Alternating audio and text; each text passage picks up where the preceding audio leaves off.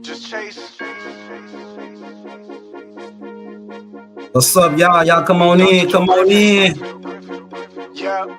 Come on in here, you all. Come on in. Come on in. We got a good one lined up I introduce you today. to Dr. Joe Griffin, a speaker, consultant, and Make author's sure intention is put it on teaching and all talk is to broaden their vision, the things they weren't LinkedIn, taught when they brought up as children. Facebook, YouTube. I introduce you to That's Dr. it. Joe Just hit Griffin. link. It's Dr. Joe Griffin.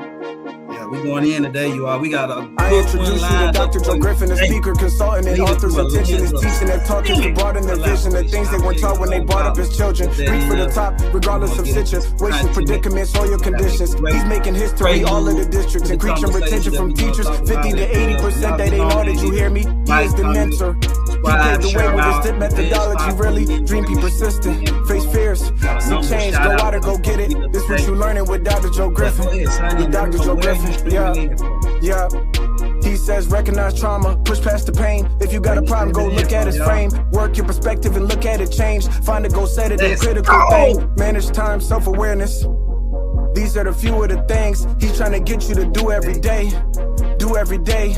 Led 5 schools to increase test scores with his teacher principal collaboration. Things he give to you will have you take you drive to the next level. But first, you need to get some fuel at gas station. Supporting the education leaders, creating the culture for kids at 11 ages. Lack of access to quality professional development, that's outrageous. Got his doctorate in education, leadership, research, make changes. Need to put the kids first and raise them. Need to teach them they worth, stop playing. Later on, they gon' run this nation. Dr. Joe with his dissertation taught to those who would fix, make changes. I introduce you to Dr. Joe Griffin, a speaker, consultant, and author's intentions. Teaching and talk is to broaden their vision, the things they weren't taught when they brought up as children. Reach for the top, regardless of situations, predicaments, or your conditions. He's making history, all of the districts, increasing retention from teachers, 50 to 80%. They ain't know that you hear me. He is the mentor. He paved the way with his dip methodology, really. Dream, be persistent, face fears, see change, go out and go get it. This what you learning with Dr. Joe Griffin. With Dr. Joe Griffin.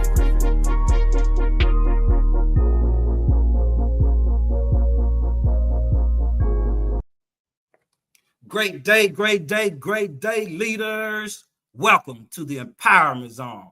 This volume 2, week 47.5, you all. For those that don't understand the numbering system that we got going on right there, it's volume 2, week 47. So we did the first 42 volumes in volume 1. So this is volume 2. This is number 5 of volume 2. Definitely appreciate you for tuning in. You could be anywhere, but you're right here. So I thank you all for that every single time, every single week. I love you for it. I appreciate you for being here. And I'm just happy to be able to be in the space with you to add value to what you're already doing. And at the same time, I want to learn too. So y'all collaborate with me, participate in the conversations. Feel free to chime in. Feel free to comment.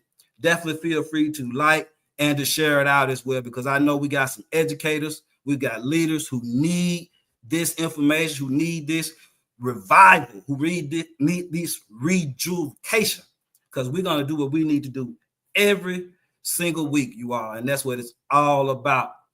I want to, as normal, I've been doing since we getting back in school. Again, I want to congratulate those leaders, those educators, those schools, those communities who have raised test scores from the prior school year. That's a testament. That's a testament to what you've been doing. So definitely keep up the great work. And as always, I want to tell you all that have not or that did not reach the mark, don't give up. Don't give up. Let that be motivation. Let that be encouragement for you to keep doing what you're doing, but to enhance what you're doing. I've been on both sides of that. As you know, I had a long career as a principal, so I've been on majority of the time raising test scores, but there were a couple of times that we went back and we had to come back and better our strategies. Again, it's not a reason to get down. I tell you all the time that data is a flashlight. All they're doing is flashing light on what you're doing and what you're accomplishing at your school. Big thanks again to all the schools that I'm working with currently. I won't say which school this is, but we got a big school improvement project going on. And I just see so much potential, because when I had the opening data meeting, I let them know, look, this is our opportunity to improve. You're right on the cuffs. You got students who are right there in the middle. So when you cross them over to that proficient area, you're going to hit on both the growth for your accountability model as well as the proficiency for your accountability model. Most states have both. And for those that don't have them, you still want to be passing your test and have your kids proficient anyway. So the process doesn't change. That's what we got to realize. The process does not change. Each and every year, we got to continue to add to those processes, though. You can't just let it stay like it was. Each year, you're working toward a moving target. You are. Each year, you're working toward a moving target. So I want to get some shout outs in before we get into the prelude, and then before we get into the content as well. I want to shout out good brother Michael Davis out in Arkansas, longtime counselor, doing great things out there where he's at. Principal Deatra Walker, got a chance to visit her in Ohio. Keep doing the wonderful things that you're doing. Brother Emmanuel Curtis, also out in Ohio, Lima. Keep doing what you're doing, brother. I was happy to get a chance to actually pull up on the good brother and see the work. And that's what it's all about, y'all. When you get a chance to see the work in process and you get a chance to be on the back end and see that same work make the progress that you're working toward, that's power in it. So I just want to, again, congratulate that good brother, Mr. Do Good Anyway. To Wanda McClellan, thank you. Former AP, I just appreciate you always being there, constantly trying to learn, constantly reading books, constantly attending professional development, constantly putting information out there where other people can also benefit. So definitely appreciate it. Dip South, Riri Go, Van, we appreciate you out there in Atlanta. That's fam, you are always supportive, always pushing the word. Thank you so much. Dr. Corniche Bruce, classmate, also a principal, doing great things. Got our alma mater middle school in the hometown Clarksdale up last year, and just continue to do what you're doing. Marcus Taylor out there in Virginia, former quarterback, former big-time athlete out there doing great things. Thank you for your support, brother. Keep doing what you're doing also. Sister Kenyelle Sasha, principal out there in Oklahoma. Keep doing what you're doing. We see you and we appreciate you. Erica Thompson, teacher, thank you so much. Thank you so much. Brother Albert Jeffrey, that's my good friend, my buddy. Thank you, bro. Just keep doing what you're doing. We appreciate you so much. Atlanta's Miss Anita Means. Thank you, Sister Mean. What a wonderful educator. Thank you for continuing to be there, continue to share, continue to do those things that you do. You make a difference. You make a difference. Mary Smith Good. Appreciate you, sister. That's my good sister. Also a teacher, retired teacher. Congratulations again on that retirement as well. Brother Koderick Simon, man, former student right here. He's in the Atlanta area, but come so far. Keep doing what you're doing. I'm so proud of you. Sherry Moore, Dean of Education, West Coast University. That's my dean, supervisor dean, so I definitely appreciate her keeping me with those classes, keeping me going forward. And my guest on last week, Dr. Tiffany Holman Best, wonderful guest last week. We had a great conversation from the perspective of the deputy superintendent. As we continue, I want to definitely remind you about the first 4 episodes. The first 3, I was solo. Of course, we talked about mindset, methods, and mission. We talked about intentionality, instruction, equal impact, and we talked about the journey of juggling data. And I got one other shout out as well. Added it, Dr. LaWanda Clark, also out there in Memphis. Appreciate you. Keep doing great things with your school as well. Wonderful, wonderful administrator. And as I was saying, also, we got the journey of juggling data. And y'all, those were some powerful professional developments. If you have not got a chance to check them out and you're getting ready to start your school year, or you've already started your school year, you definitely want to make sure you go take a look at those, as well as the prior 46 episodes. So we are happy where we are. We're happy to be doing what we're doing. And again, it's just to empower others. You know, it's not like there's a big check that comes along with providing podcast information, right? It's not.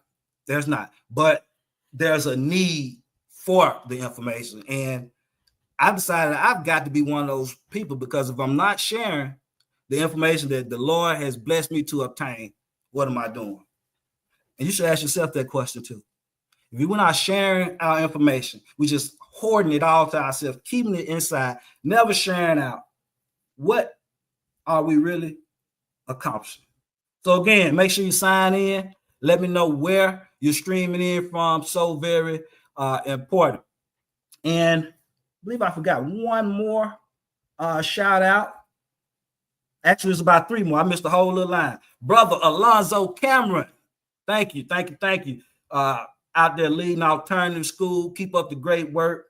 Was a former teacher of mine, but has continued to evolve, continue to grow. Keep that up. Cuby Tribble. Appreciate you, Cuby.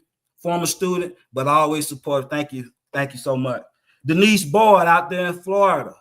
Also, thank you very much for your continued support. That's why we're here, you all. That's why we're here, to empower each other.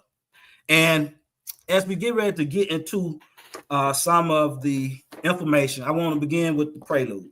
You know, I always like to begin with a brief talk before we actually get into the content of the day. But today I'm going to give you 9 ways in which you can establish systemic collaboration between teachers and administrators. I've been doing this work quite some time, y'all. If you're not aware, discipline culture plus instructional practice equals performance, the DIP approach. It was bred out of my dissertation research, in which I defined discipline culture and coined discipline culture, the collaborative way in which teachers and administrators work together to handle the issues. So been doing this specific type of research for going on 10 years now, and also applied it in my practices as a practitioner at the school level. So it really is exciting to hear so much talk about teacher-principal collaboration, administrator-teacher collaboration now, and knowing that I've been doing that particular and specific line of professional development, professional work. It's in my research, it's in my books, and then, of course, the latest book, Empowering Educational Communities, a guide for teacher-principal collaboration. It centers in on systemic collaboration. So let's go. You all, let me just start with, every championship team has a system to reach their goals. I'm going to say that again.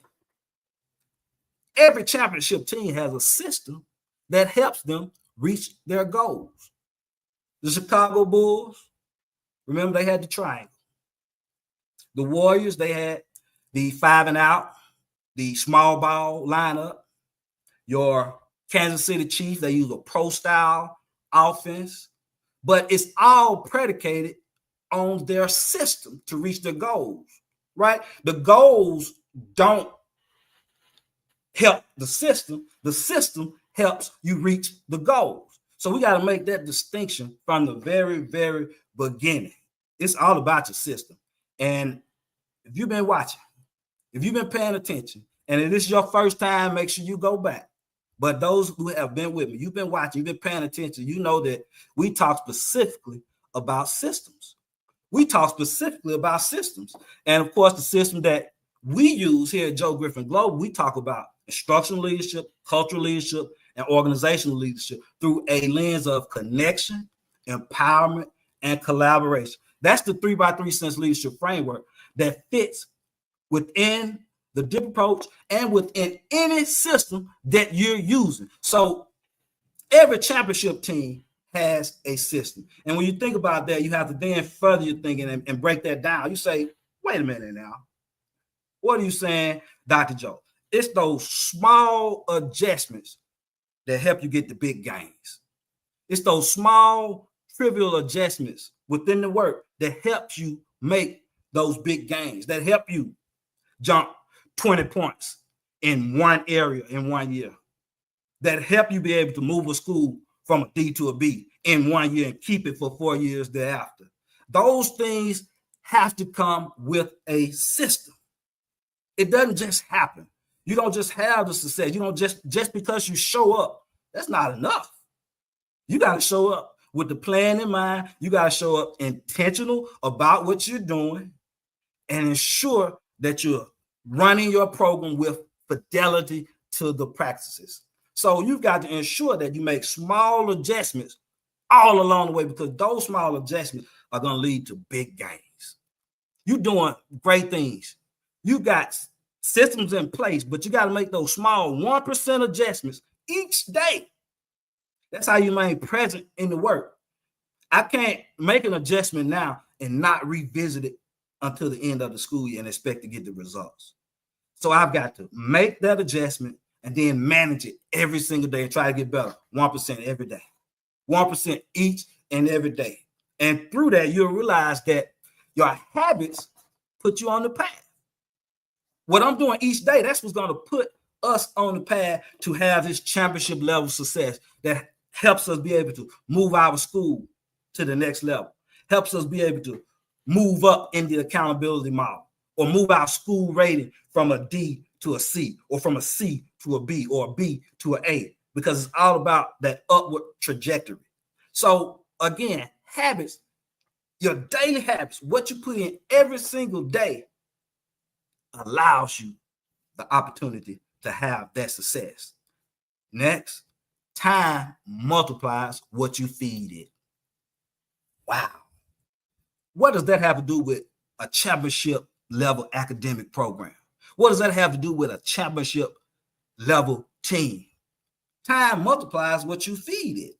If I am working on my culture all the time, that's what's going to see the improvements. If I can't make sure that I'm working on both culture, instruction, and the organizational factors at the same time, what am I doing? If I'm building a championship program, we got to move incrementally, but we got to have systems in place that help every area that we want to see improve. Not just one area, because one area is going to get us minimal increases. But we want to have simultaneously, we want to have multiple initiatives that go into the system that we're creating so that we can have success, so that we can improve student achievement, so that we can increase teacher capacity. That's what it's all about. It's not about anything else but improving students to help them be better. That's going to automatically improve discipline. That's going to automatically help with the culture. And then those instructional practices are what drive it. And we're going to talk good about that today, y'all. We're going to talk good about that today. So again, like, comment, subscribe, share out. But every championship team has a system. It's those small adjustments that make the difference. It's those habits that you do every day. And it's what you're doing with your time. It multiplies what you feed it. What you input is what you output. What you input is what you output. So just remember, if I'm trying to be the best that I can be, I've got to make sure I'm putting in those pieces that help me get there. Not those things that drag me back. Not those practices that don't build up the morale of the team. Those practices that increase morale, that also increases room for professional capacity also to improve. Ooh, wait! If you like what we're saying, definitely like, comment, subscribe, share, all of that, you all. Now, as we get ready to get into some of this content, I just want to, first off, when you're preparing a system to lead through a lens of systemic collaboration, and systemic collaboration, that's collaboration from top down, down to the top, from side to side as well. So all of that plays a part in creating a foundation of systemic collaboration where we are fully working together, where we are communicating. All of this matters. So as we move forward, when you think about self-analysis and the human connection, there is no human connection that can be truly effective without self-analysis, without self-reflection. You say, what are you talking about? Well, first thing, understand and manage your struggles. We got to realize that we do have struggles. We have some weaknesses. We have some things that we need to work on.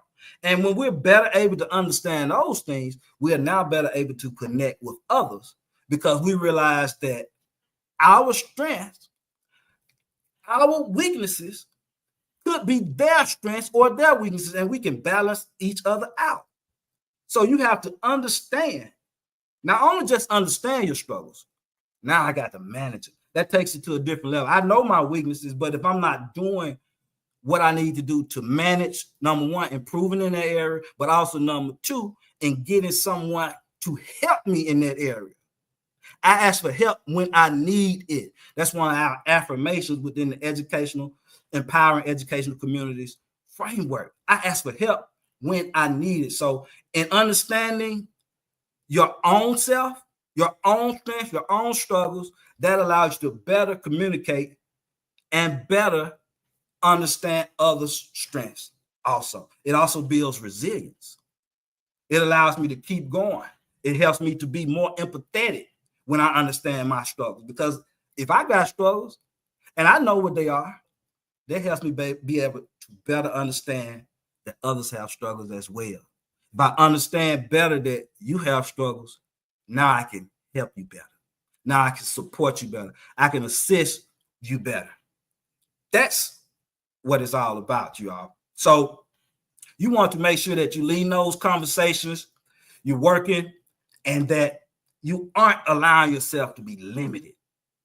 Don't allow yourself to be limited in those relationships, in those struggles, because the point is we're going to improve.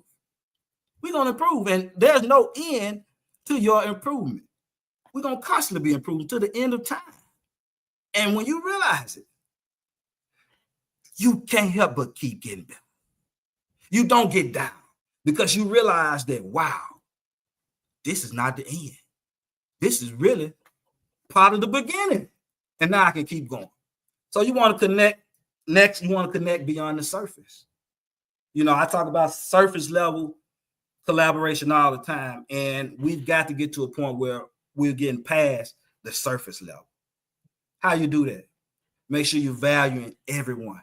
Make sure that everyone is accounted for. Make sure that everyone has an opportunity to voice.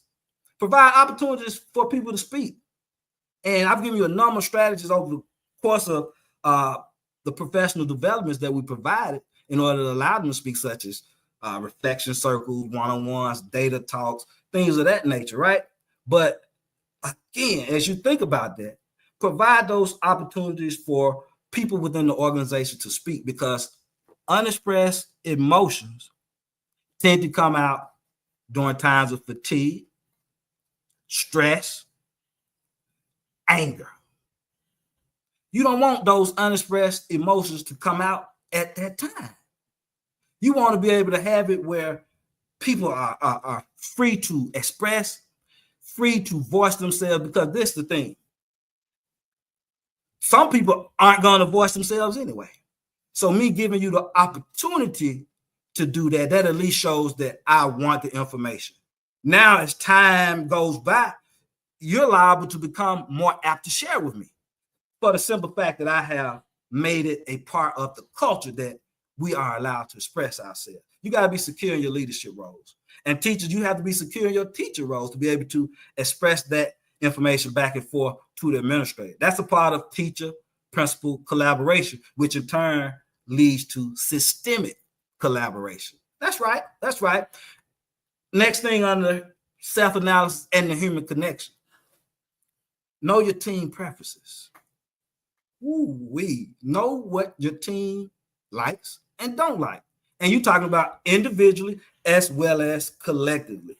Now, the only way to get to that individually is that we have these one-on-ones. We have these interactive moments. We have these moments of connection that hopefully will lead to us having a positive relationship whereby we can do the work with students every single day. But know your preference individually and collectively. If you got a group within your staff, you got to know what they like. You got to know how to reach them. And of course, you might have your different departments or your different teams that work on your priorities within the school. Whatever the case is, you want to make sure that you know their preferences. And you have those open lines of communication so that they can share with you, so that you all can have meaningful conversations, not just surface level conversations. So self-analysis and the human connection. I just gave you 3 huge points under it, 3 principles. Because if you're creating a culture of systemic collaboration, these are some things that you want to always have in place. You want to always have them at the back of your mind. Always be able to exercise these principles. That's what it all comes down to. All right, so now we're talking about the next piece. Like, comment, subscribe, you all share out. Definitely want your participation. If something resonates with you, if you have an additional point that you want to add, put it in the chat. Put it in the chat. Let's talk about it. Let's discuss it. Let's see what we got. Now we're talking about team culture development. Teams within teams. The teams within teams approach. First off, you create more leaders. All right. You got more leaders. That means you have more communication lines to your staff. So why would we not have teams within the big team?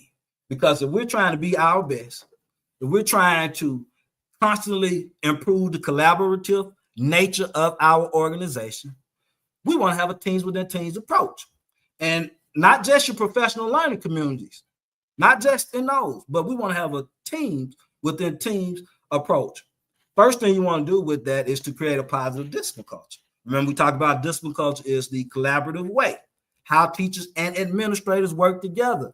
That's what it is. So when we think about that, you want to have a positive discipline culture. You want to have an environment where you're collaborating between teachers and administrators all the time, because that's only going to put students in a place where they can be more successful, because now you're giving them extra.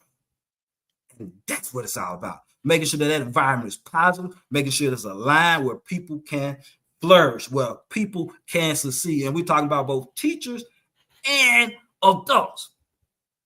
Second principle, you got to let these leaders lead. When you make your teams, when you have your teams within teams, you have your departmental chairs, you have your PLC leaders, you have your PBIS person who's in charge or who's over the group or who facilitates the group. Let me state that a little differently. Whatever the case, you got to let them lead. You got to empower them to be able to lead with grace, to be able to lead in a way that you have modeled for them to lead, because they are going to take on the personality of the leader. So if I want a collaborative community, if I want a community where we are always working together, we're looking out for one another, we're supporting one another, those are some things that we want to think about. Putting those leaders in position and actually allowing them to lead. There's power in that. There's power in that. Third thing, bridge gaps between results-oriented leadership and relationship-oriented leadership. Let me explain.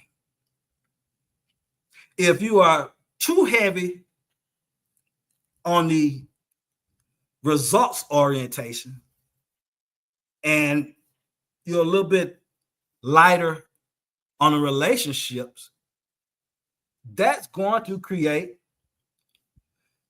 rebellion. If you are too heavy on the results side, but you're heavy on the relationship side, that's going to create resentment between and among the staff, because they're going to see that you're treating people good who perhaps aren't meeting expectations. That's going to create resentment.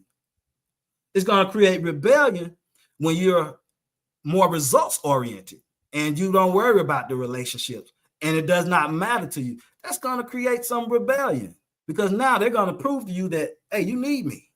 We're working this together. They're going to show you that you're not working with them together. So as a leader, you want to have a balance of both results oriented leadership as well as relationship oriented leadership. There's a happy balance that helps you create a system of systemic collaboration.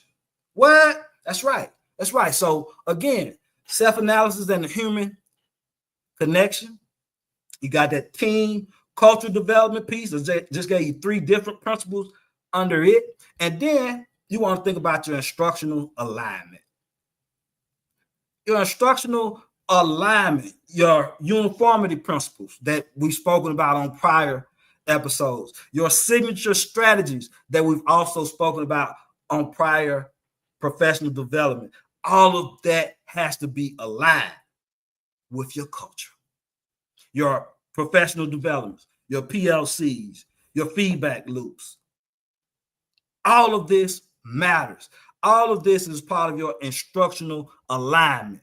You don't want to be having professional development sessions on things that you're not going to reiterate to the staff later, or that we're really not going to use, or that you're not going to monitor and inspect that they're using, right? You're going to monitor and expect that they're using, right? That's what it's all about, because we want to have high expectations. I don't want to go in and think that you're not trying the strategies. We want to go in with a positive attitude that we are going to be using the strategies. Not only are we going to be using them, but we're going to be using them at high levels. So again, aligning those signature strategies, define what high yielding instruction looks like at your school. What? Define what a high yielding instruction looks like. Yeah. And not just with the leadership team. Of course, the leadership team has to have those discussions, because you're doing the work, you're actually observing teachers, you're evaluating teachers. So you want to have an idea of what you're looking for when you go into these particular classrooms. But the thing about that, you've also got to define it for the teachers and with the teachers. What they think about how high yielding instruction looks is also important. I've got to garner that buy-in so that they can take ownership for these instructional pieces that we have put in place at our school. So there needs to be a definition of what high yielding instruction looks like throughout your school. And that's whether we're going to use cooperative learning techniques, whether we're going to use project-based learning, whether we're going to be using different grouping activities or what have you. Whatever it is, that needs to be aligned and defined. It needs to be aligned and defined and spoken about through your school community. Otherwise, it's not an open line of communication. So you want to make sure that it's known that this is what high instruction looks like. This is what we're about. This is what we do every single week. Now you want to talk about those signature strategies. What are they? You know, I've given you a few in the prior episodes, but what signature strategy do you rely on that you know gains results, that you know that if teachers use these, the students are going to benefit the most, that the data is going to be impacted by our use of these strategies?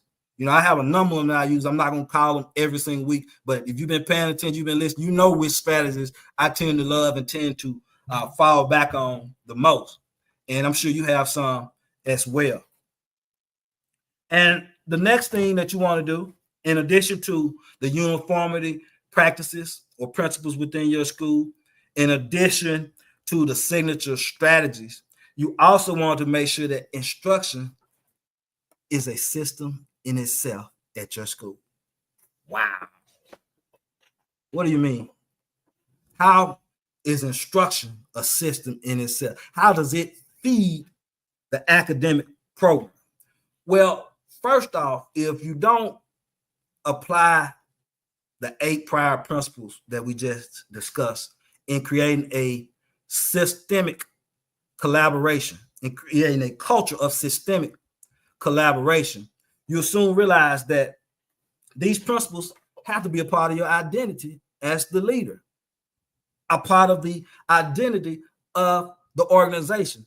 If you fail to act on those principles, implementations often fail. If you fail to act on systemic collaboration principles, implementations, they sometimes seem to fail.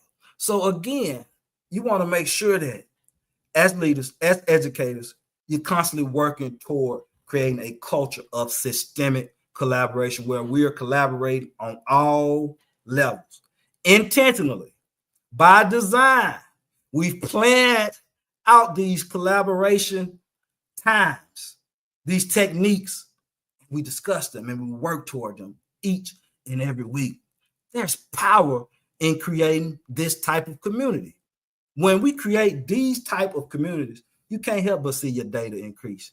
You can't help but see connections and relationships form and become deeper and better bonded because you're doing what you're supposed to do and setting up the environment for success. Again, systems help you reach goals. Goals don't help you create systems. Wow. That's deep, you all. And as educators, that's something that we definitely want to always keep in the forefront of our minds.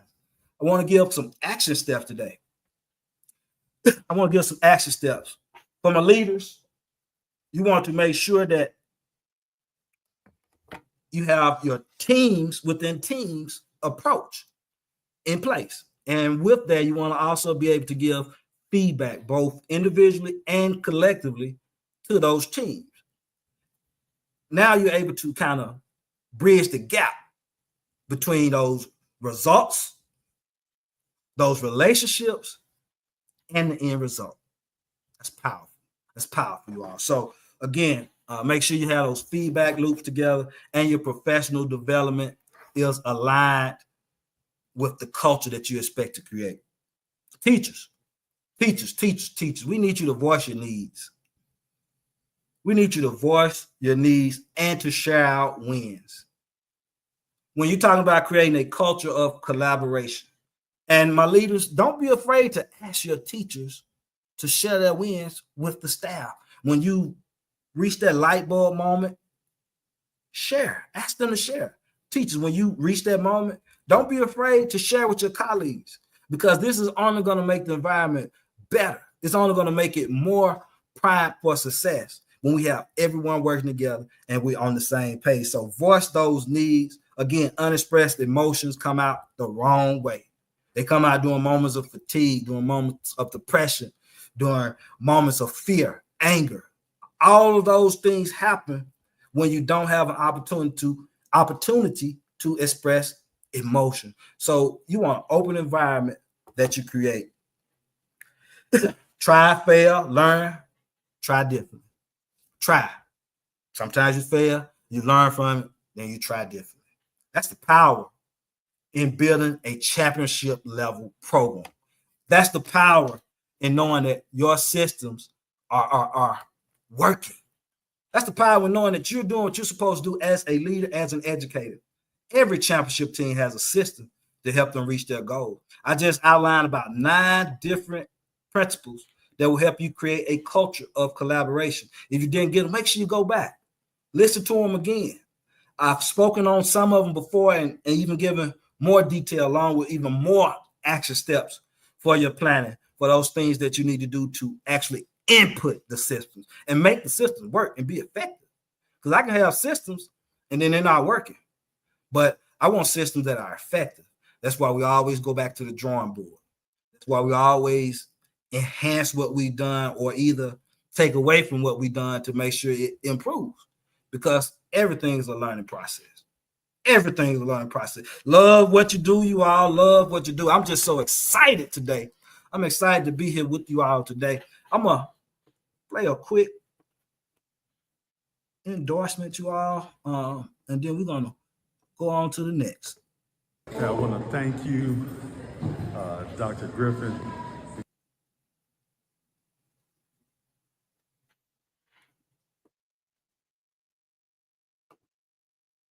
I don't think it's playing. It's all right. We're going to remove that. That's all right. That's all right. So I didn't get it to play. I guess the internet is dragging, and that's all right too. That's all right too. I want to definitely remind you all of my works. Got a number of works, you all. Educational leadership works, as well as social emotional works that help students as well as adults. So if you have not picked up the DIP approach, for Educator Success Manual, Discipline Culture plus Instructional Practice equals Performance. Please do. If you have not picked up Empowering Educational Communities, a guide for teacher principal collaboration, please do. If you have not picked up the Dip Approach for Student and Adult Success, and that's the guidebook as well as the activity book, please make sure you do. And if you have not picked up my poem books, Poetry for the Spirit, Heart, and Soul, it's a 3-book collection. Make sure you pick those up as well. Home of the Blues, we got Christian poetry, and then we got Dream Season, motivational poems for the spirit, heart, and soul. That's the Spirit, Heart, and Soul collection. And again, that's part of my integration of the arts as therapy, part of my philosophy. I'm an English major, so again, it's all aligned with education. I love what I do. I know that you all love what you do, because if you did not, you wouldn't constantly be here with me every single week, picking up some tips that you can infuse into your toolbox and be able to use with your students as well as with your teachers in your educational community. So I just appreciate you all so much. If you want to reach out, please feel free to do so as well. That's my contact information. Like I said, I got a lot going on, but I do want to pick up maybe 1 or 2 more schools for the year where we can have some dramatic impact. And the thing is, you all, if we're able to get in there and actually work with you and work with the system, we're going to have results. We don't miss. We don't miss when it comes to this school improvement thing. And I'm thankful for that, because it's not me. All that success, it was always built through teams. I talked about the teams within teams approach here today. All those principles that I discussed, they were heavily in play in my schools as the principal. So I know they have impact. And I've got data. I've got lots of great data. You know, we've got consultants and speakers and things of that nature out here who have not sat in a role, who have improved one school that they were already at or something to that nature. And that's okay. But when I go, I want to hear from people who have actually done the work, who actually have systems that work, who can transfer that knowledge onto me as well and can make me better. So I look for people who've been in those roles, and not bragging, not anything like that, because again, it's not me, but I've been there. I've had a chance to decorate my resume with data, because we were able to move schools at every single level, elementary, middle, as well as high school. So I'm thankful for all of that. And again, it's not me. So as I get ready to close, I just want to tell you all, keep pushing.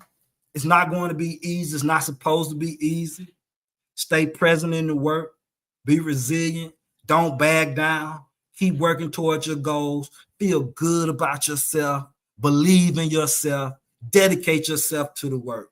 And continue to lead, love, learn with your heart.